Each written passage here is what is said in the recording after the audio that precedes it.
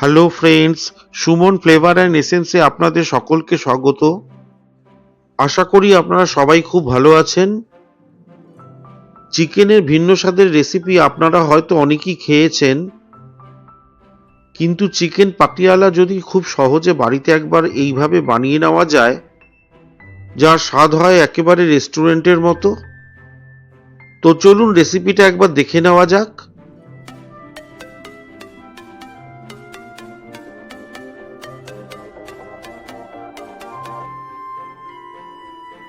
Chicken Patiala বানানোর জন্য আমি এখানে প্রথমেই 500 গ্রাম চিকেনকে ভালো করে ধুয়ে জল ছড়িয়ে নিয়েছি। আমি এখানে চিকেনটাকে মাঝারি সাইজের টুকরো করে নিয়েছি। এখন আমার চিকেনটাকে ভালো করে ম্যারিনেশন করতে হবে। চিকেনটাকে ম্যারিনেশন করার জন্য আমি প্রথমেই মিশিয়ে নেব 1 চামচ লবণ, সাথে দিয়ে দেবো 1 চামচ আদা বাটা, সঙ্গে মিশিয়ে নেব 1 চামচ মতন রসুন বাটা,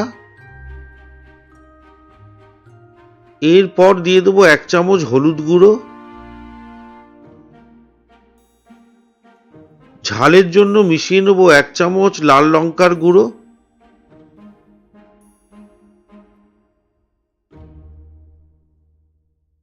এরপর মিশিয়ে নেব 1 চামচ জিরার গুঁড়ো, সঙ্গে মিশিয়ে নেব 1/2 চামচ ধনের গুঁড়ো।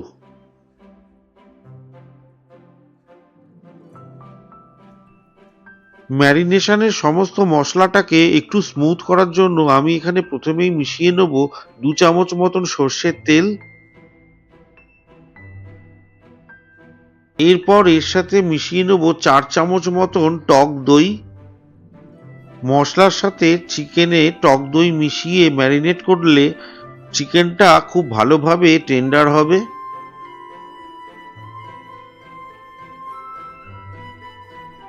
এখন টক দই ও সমস্ত মশলাটাকে চিকেনের সঙ্গে ভালো করে মাখিয়ে রাখতে হবে।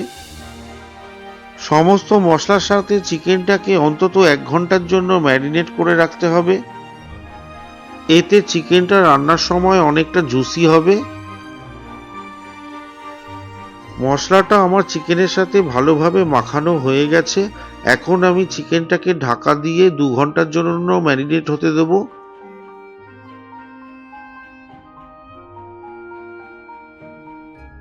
অন্যদিকে একটি কটোরাতে আমি 3 চামচ মতন কাসুরি মেথি নিয়েছি এবং জল দিয়ে কাসুরি মেথিটাকে ভিজিয়ে নিয়েছি। চিকেন পাটিয়ালা বানানোর জন্য গার্ডেন ফ্রেশ মেথির দরকার পড়ে, কিন্তু এই মরশুমে যেহেতু গার্ডেন ফ্রেশ মেথি পাওয়া যায় না, তাই আমাকে কাসুরি মেথি নিতে হয়েছে। অন্যদিকে একটি কড়াইতে আমি নিয়ে নেব 100 গ্রাম আন্দাজে সর্ষের তেল। আমি রান্নাটা সর্ষের তেলে করছি, কিন্তু আপনারা চাইলে রান্নাটা সাদা তেলেও করতে পারেন। তেল গরম হলে আমি এখানে প্রথমেই মিশিয়ে নেব 2টি তেজপাতা। ফোড়নের জন্য মিশিয়ে নেব 1 টুকরো দালচিনি, সাথে দিয়ে দেবো 7-8টা লবঙ্গ, এর সাথে মিশিয়ে নেব গোটা 5 ছোট এলাচ।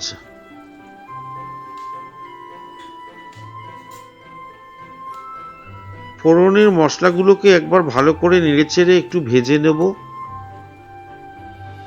ফোড়নের মশলা দিয়ে সুন্দর গন্ধ ছড়ালে এখন আমি এখানে মিশিয়ে নেব 1 কাপ পেঁয়াজ কুচি। আমি এখানে প্রায় 200 গ্রাম পেঁয়াজকে ভালো করে কুচিয়ে রেখেছিলাম। ফোড়নের মশলার সাথে পেঁয়াজটিকেও ভালো করে নেড়েচেড়ে ভেজে নিতে হবে।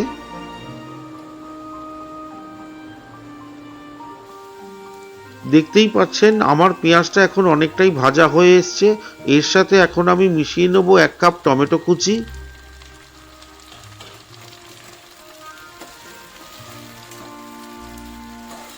টমেটোটাকেও পেঁয়াজের সঙ্গে মিশিয়ে ভালো করে ভেজে নেব।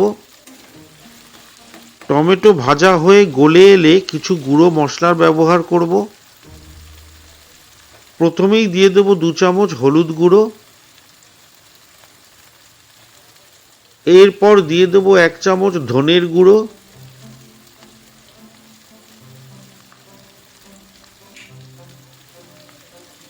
সঙ্গে মিশিয়ে নেব 2 চামচ কাশ্মীরি লাল লঙ্কার গুঁড়ো। সমস্ত মশলাটাকে একবার নেড়েচেড়ে ভালো করে কষিয়ে নেব।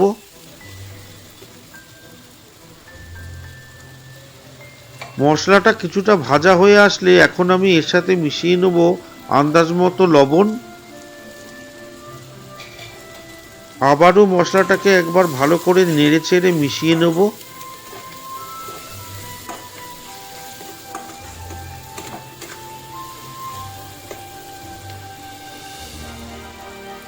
এখন আমি এই মশলার সাথে প্রথমে মিশিয়ে নেব 1 চামচ রসুন বাটা, তারপর দিয়ে দেব 1 চামচ আদা বাটা। রসুন বাটা ও আদা বাটা দিয়ে আবার মশলাটাকে একবার ভালো করে নেড়েচেড়ে ভালো করে কষিয়ে নিতে হবে।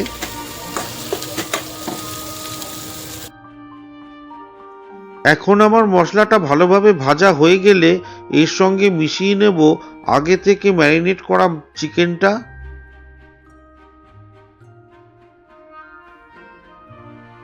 এখন আমি চিকেনটাকে মশলার সঙ্গে ভালো করে মিশিয়ে কিছুক্ষণ রান্না করতে দেব। ম্যারিনেট করা চিকেন এখন মশলার সঙ্গে ভালো করে মাখিয়ে বেশ কিছুক্ষণ রান্না করে নিতে হবে। এখন আমি চিকেনের সাথে মিশিয়ে নেব 2 চামচ কাঁচা লঙ্কা বাটা।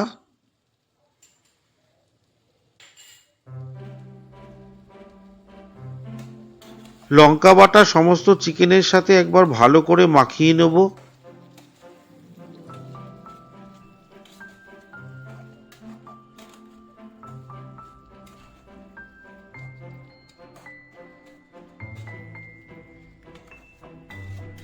এখন চিকেনটাকে ঢাকা দিয়ে 10 মিনিটের জন্য রান্না হতে দেব।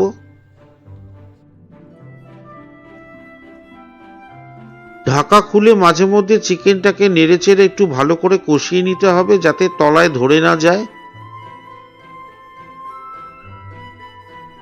এখন আমি চিকেনের সাথে মিশিয়ে নেব 1 চামচ গোলমরিচ গুঁড়ো, সাথে ঝালের জন্য মিশিয়ে নেব 1/2 চামচ লাল লঙ্কার গুঁড়ো। এখন আমি সাথে মিশিয়ে নেব কসুরি মেথি। সমস্ত মশলাটাকে এখন চিকেনের সাথে ভালো করে কষিয়ে নেব।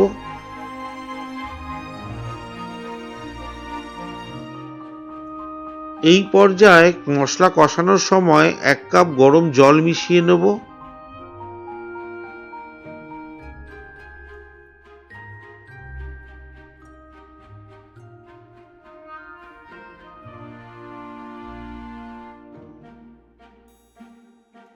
সমস্ত মশলাটাকে মিশিয়ে এখনো আবার ঢাকা দিয়ে চিকেনটাকে রান্না হতে দেব।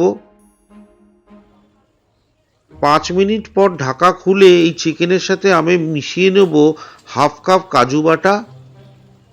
500 গ্রাম মুরগির মাংস রান্নার জন্য আমি এখানে 25 গ্রাম কাজু বাদাম আগে থেকেই বেটে রেখেছিলাম। সমস্ত মশলাটাকে মিশিয়ে আবারও কিছুক্ষণের জন্য কষিয়ে নেব।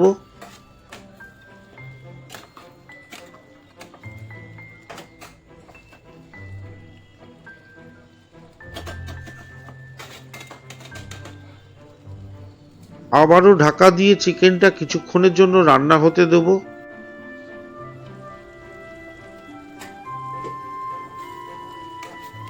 আমাদের চিকেন পাটিয়ালা অনেকটাই রান্না হয়ে এসছে। চিকেনগুলো খুব ভালোভাবে সেদ্ধও হয়ে গেছে।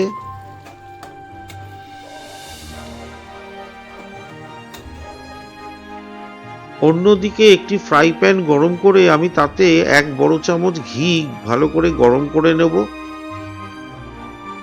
ঘি গরম হয়ে গলে এলে তাতে আমি মিশিয়ে নেব 2টি গোটা শুকনো লঙ্কা।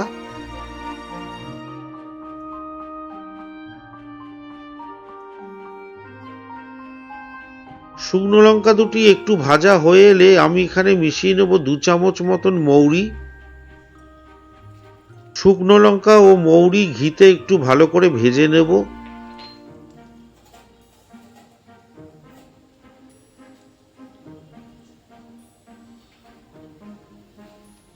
ফোড়নের মশলাগুলো একটু ভালো করে নেড়েচেড়ে ভাজা ভাজা করে নিতে হবে।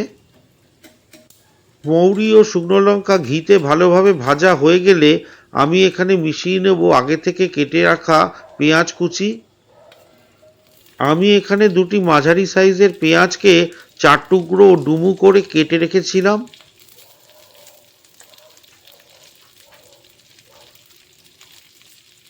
এখন ওই একই পেঁয়াজের সঙ্গে মিশিয়ে নিতে হবে আগে থেকে ডাইস করে কেটে রাখা ক্যাপসিকাম। ক্যাপসিকাম ও পেঁয়াজটিকে ঘিয়ের মধ্যে ভালো করে নেড়েচেড়ে ভাজা ভাজা করে নিতে হবে।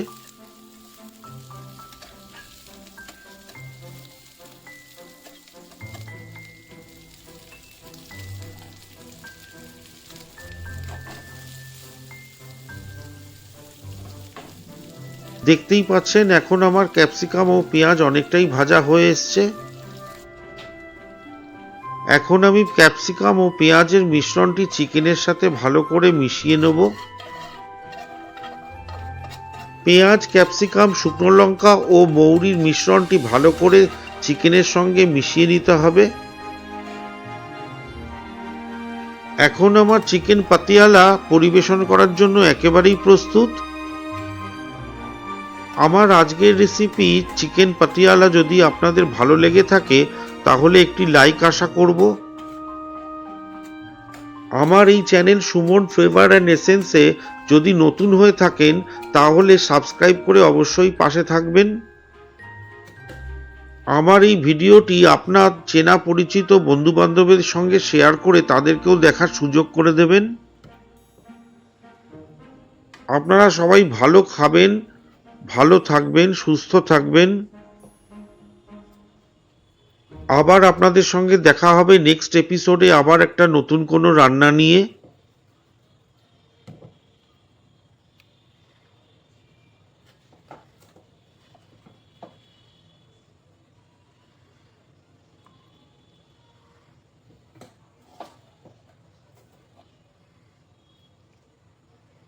Thanks for watching.